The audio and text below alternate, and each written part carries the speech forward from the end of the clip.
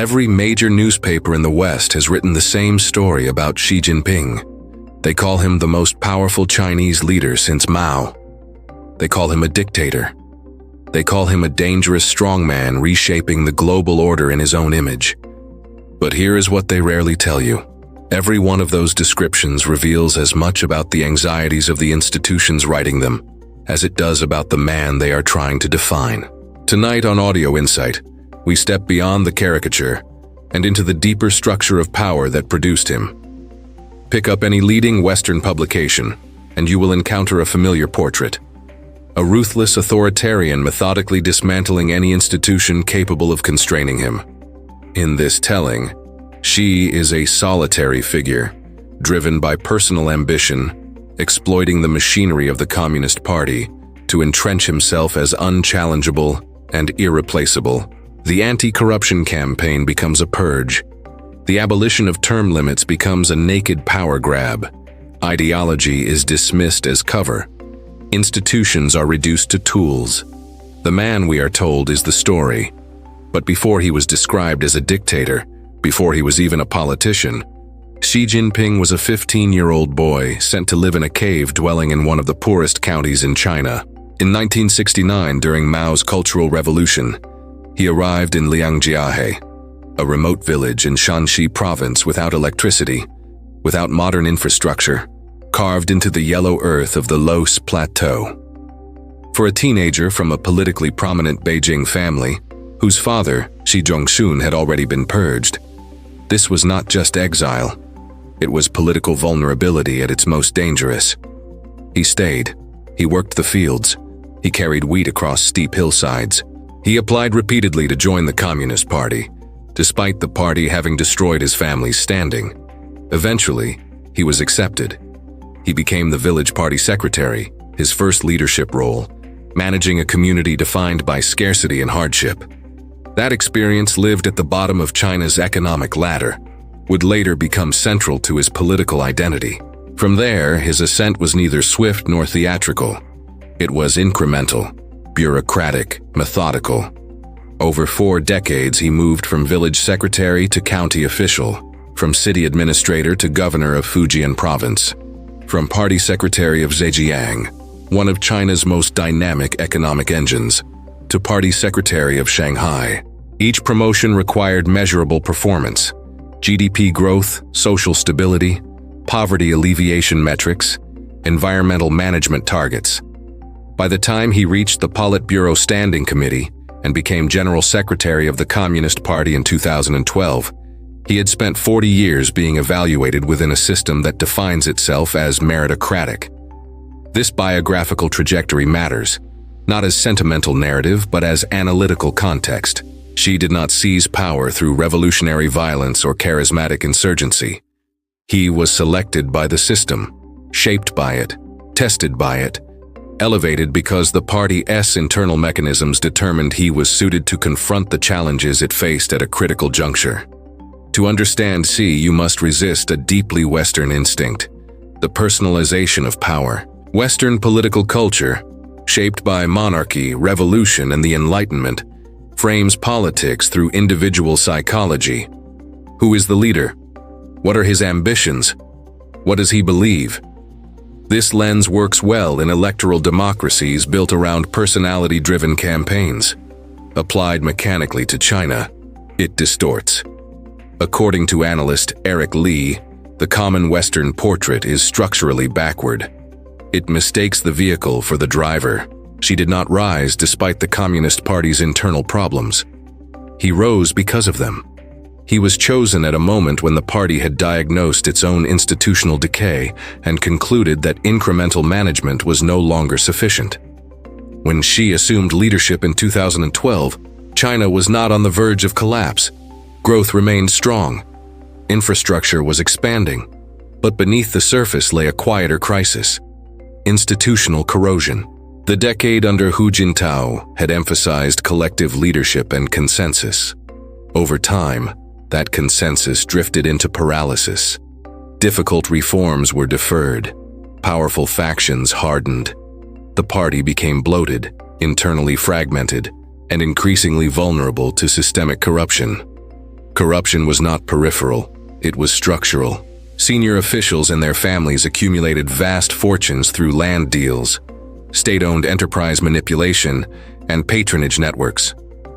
The Bo Xilai scandal, exploding into public view just as Xi prepared to take office, exposed murder, bribery, and staggering excess at the highest levels. It was not an isolated case. It was a warning flare. Economically, China stood at a crossroads.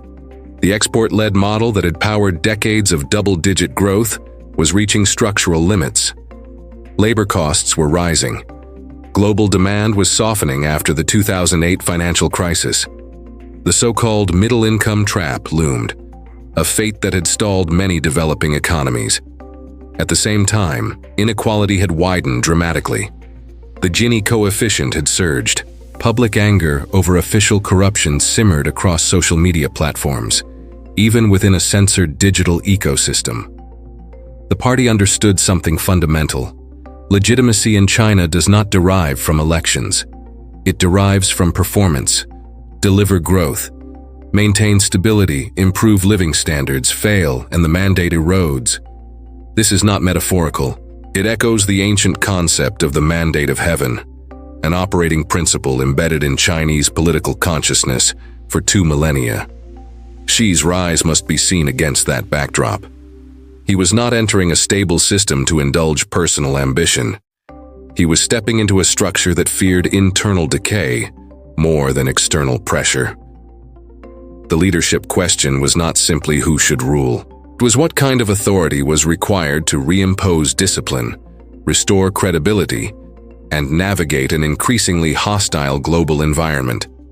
Western observers often interpret consolidation of power as the starting point of analysis, but within the party's internal logic, consolidation was framed as the solution to fragmentation.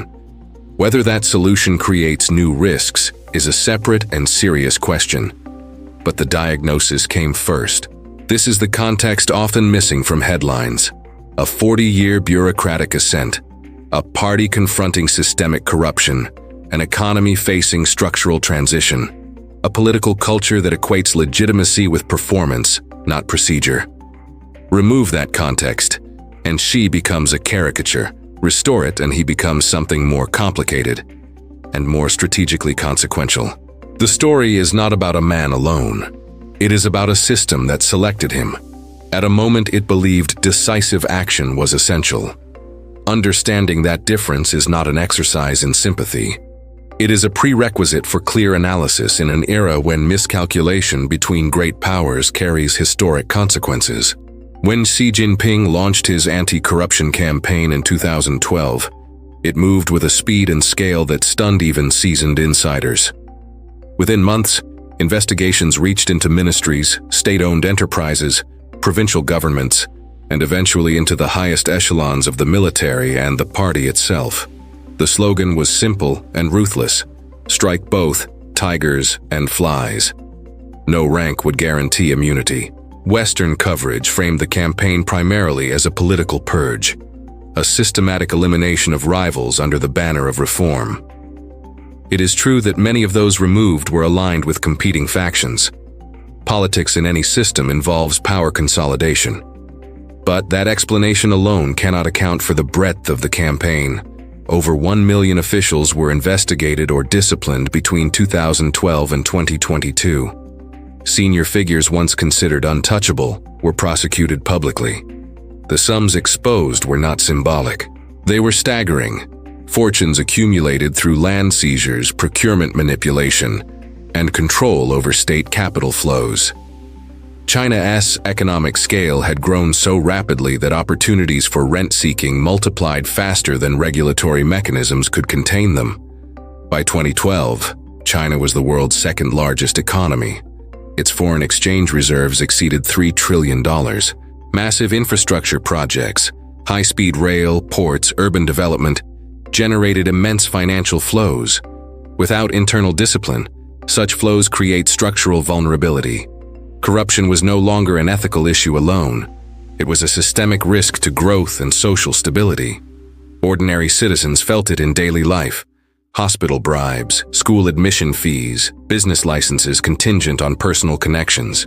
Surveys conducted inside China, though often overlooked abroad, indicated rising public anger at official misconduct.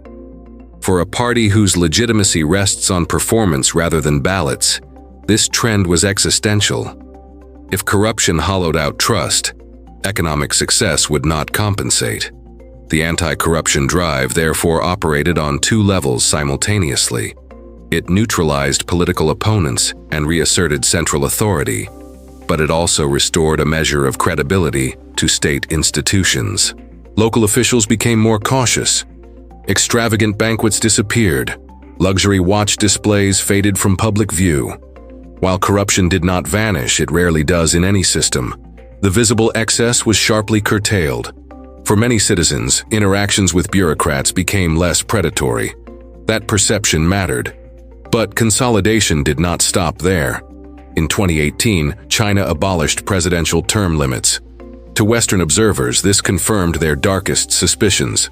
Deng Xiaoping had introduced term limits specifically to prevent the re-emergence of one-man rule after Mao.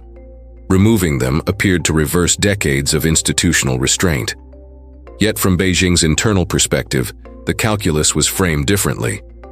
Xi's leadership had already defined a set of long-horizon objectives: eradicating extreme poverty, restructuring the economy toward innovation and domestic consumption, addressing environmental degradation, modernizing the military, and navigating intensifying strategic competition with the United States.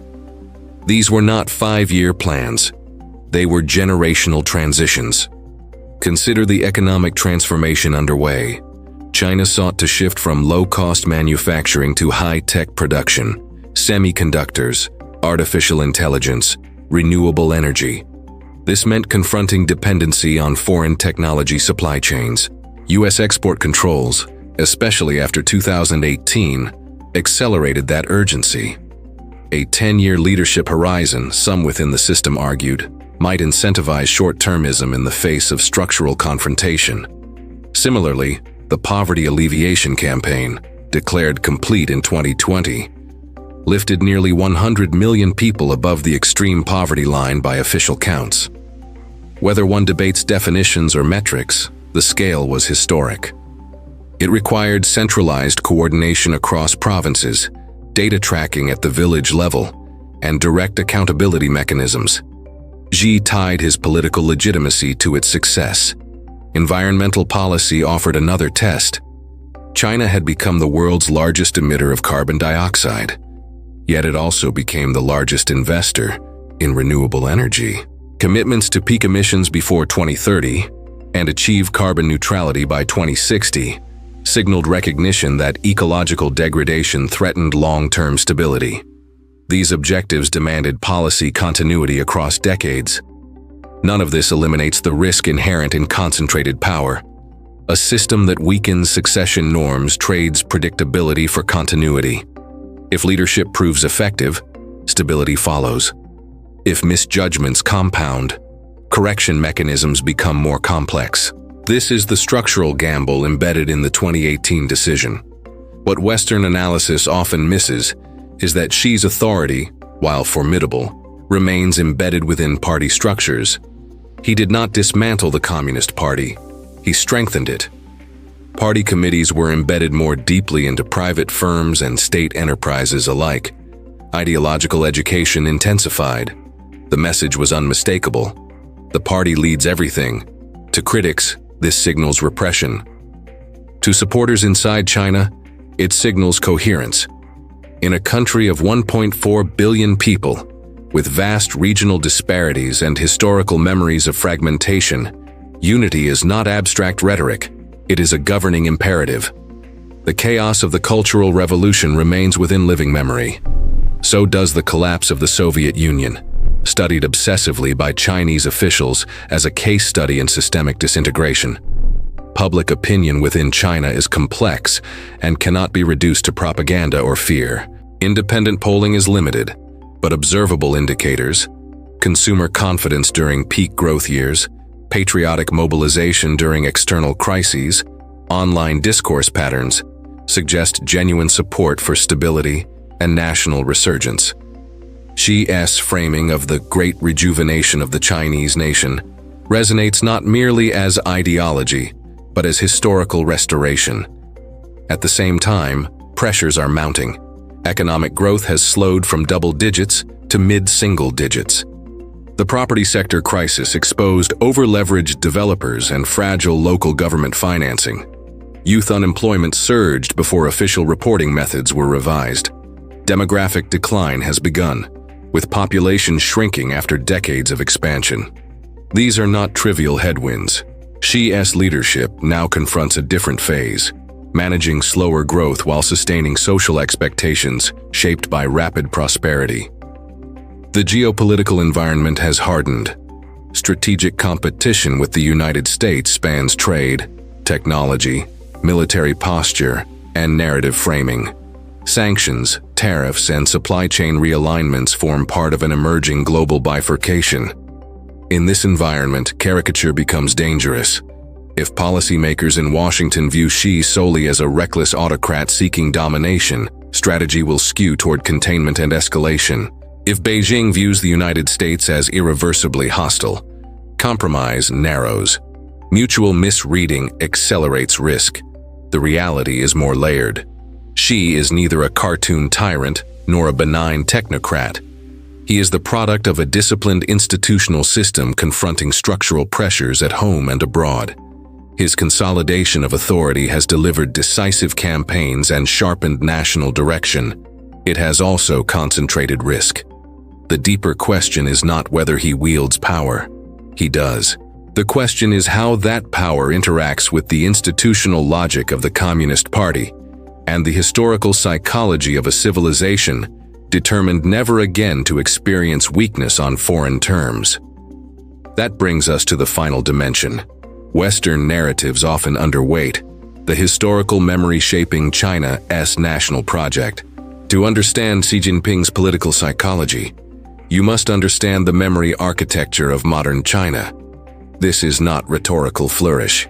It is structural. Xi came of age during a period when the Communist Party was not only rebuilding the economy after the Cultural Revolution, but deliberately reviving a narrative of historical trauma, the so-called Century of Humiliation. The Opium Wars, the burning of the Summer Palace, unequal treaties, the Japanese invasion, the massacre in Nanjing. These are not distant chapters confined to textbooks. They are institutionalized memory, reinforced through museums, films, education campaigns, and national commemorations. For Xi's generation, weakness was not theoretical. It was civilizational. China had been carved into spheres of influence, dictated to by foreign powers, technologically inferior, politically fractured. That experience embedded a strategic reflex: never again allow vulnerability at scale. When Xi speaks of the great rejuvenation of the Chinese nation, it is often interpreted abroad as coded expansionism. But within China, rejuvenation is framed as restoration. Restoration of sovereignty, of dignity, of parity.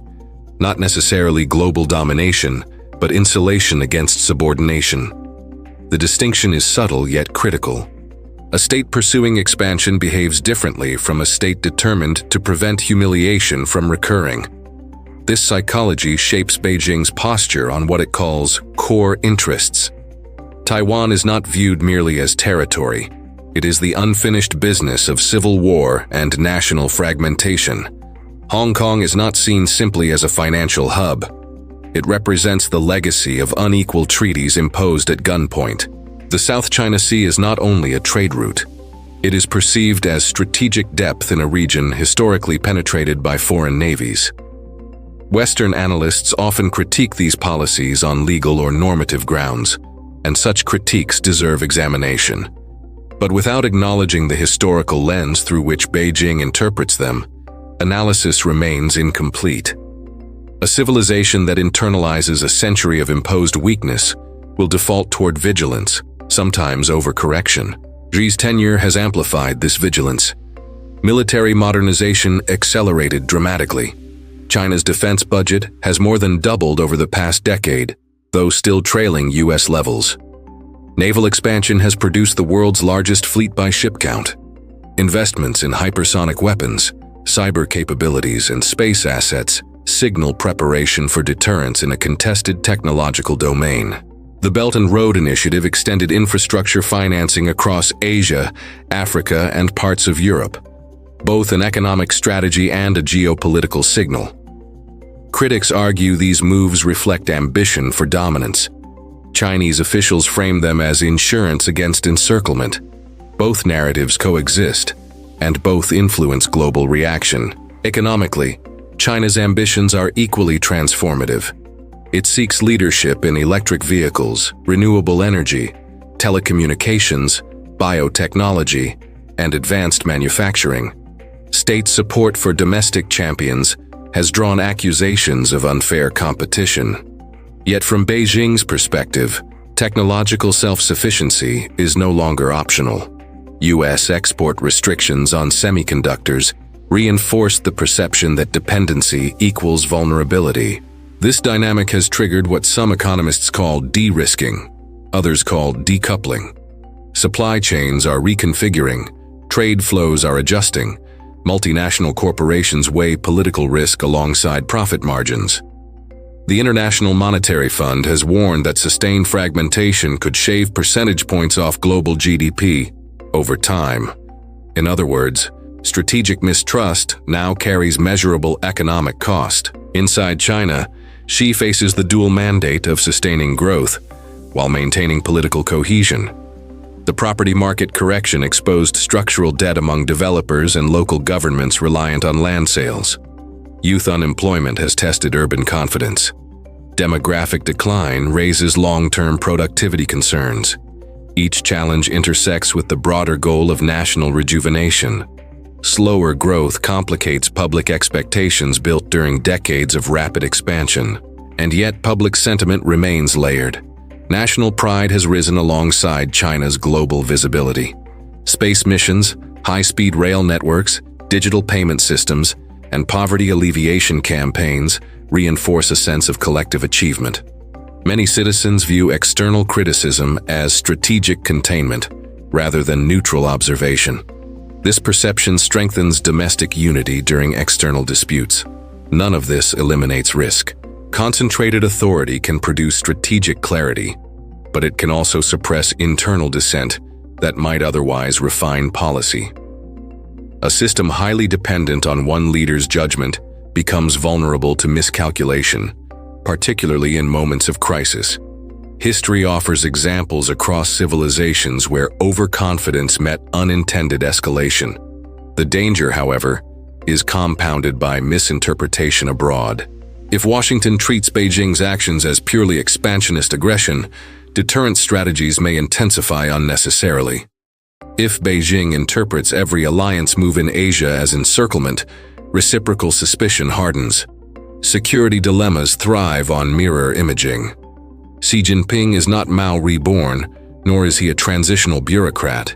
He is the steward of a party state navigating the most complex geopolitical environment since China's reform era began.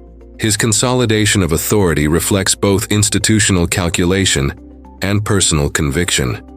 His project, national rejuvenation, is rooted in memory as much as in ambition. The critical question is not whether one approves of his methods. It is whether one understands the framework guiding them. A disciplined institutional actor pursuing long-term stability will respond differently to pressure than a reckless ideologue. Misreading that distinction could shape the trajectory of the 21st century. As strategic competition deepens, both Washington and Beijing claim they seek to avoid direct conflict. Yet rhetoric escalates, military exercises intensify, and economic barriers multiply. History suggests that great powers rarely intend catastrophe. They drift toward it through accumulated misperception. On Audio Insight, we return to the central inquiry. What does China actually want? Not the version filtered through partisan headlines, not the assumption of inevitable domination, but the objective defined in its own language: security, sovereignty, prosperity, and recognition as a civilizational equal. The answer may be simpler than feared and more unsettling than assumed. China does not necessarily seek to replace the United States as global hegemon. It seeks insulation from vulnerability, technological independence, and a regional environment where its core interests are uncontested. Whether that aspiration can coexist with the current international order remains the defining strategic puzzle of our era. Understanding Xi Jinping, beyond caricature, beyond reflex, is not an academic exercise. It is a prerequisite for managing rivalry without stumbling into confrontation neither side truly desires. The stakes are no longer theoretical. They are global.